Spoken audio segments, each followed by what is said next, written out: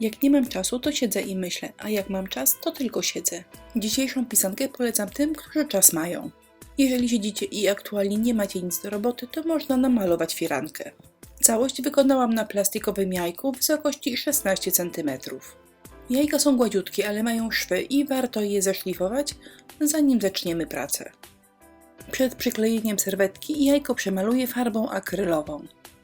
Na tych jajeczkach świetnie sprawdzają się serwetki o wymiarze 25 na 25 cm. 4 motylki, czyli możemy zrobić 2 jajeczka. Serwetkę rozdzielam i dopasuję do kształtu jajka. Pędzelek z wodą i delikatnie oberwę niepotrzebne części serwetki. Serwetki na jajkach i bombkach klei się źle. Jajko jest wypukłe, a serwetka jest płaska i żeby wszystko lepiej poszło, nacinam serwetkę. I teraz po przyklejeniu dalej będą zmarszczki, ale to ja zdecyduję, w którym miejscu. Klej do decoupage, klej z werniksem i przyklejam serwetkę, wyłącznie smarując klejem od góry.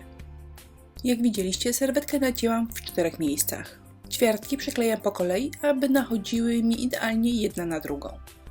Czy zmarszczki są? Oczywiście, że są, ale tak jak mówiłam, są tam, gdzie chciałam, żeby były. Kolejnym etapem jest zamalowanie białych fragmentów jajka. Staram się dopasować kolory jak najlepiej. Ale nie zawsze jest to możliwe. W tym wypadku wyszło tak sobie. Nie ma się co martwić, warto coś pokombinować. Po pierwsze poprawiłam, ale też domalowałam nowe zawijaski. Następnie pochlapałam wszystko szczoteczką do zębów i jest ok, gra i buczy. Chciałam, żeby skrzydełka motylka miały połysk, więc zastosowałam lakier 3D. Ten preparat najpiękniej wygląda, gdy nałożymy go grubo.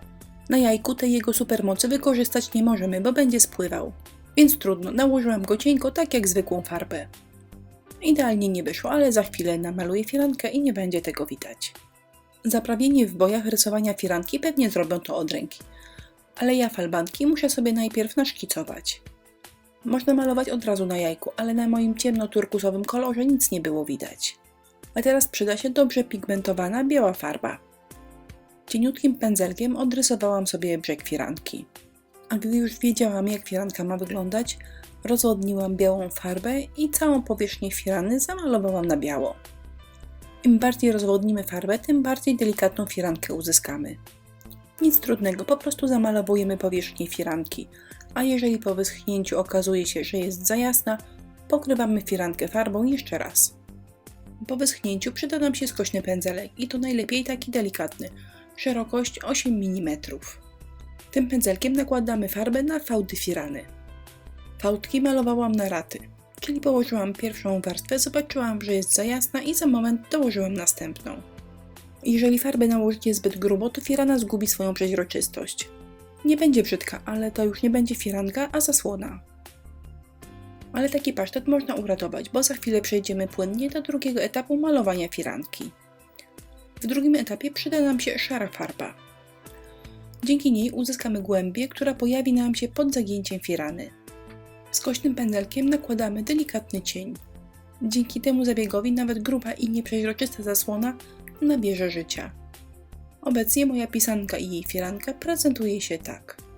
Wykończenie firanki możemy zrobić farbą akrylową, ale dużo ładniej wygląda to przy pomocy konturówki. Dlaczego ładniej? Ponieważ kropeczki wykonane konturówką są idealnie białe i pięknie kontrastują z firanką. W poprzednich filmach to wykończenie zawsze robiłam farbą akrylową, ale od teraz uważam, że konturówka wypada dużo lepiej. Fałdki wykonane przed chwilą były trudniejsze, a teraz ich prostsza wersja.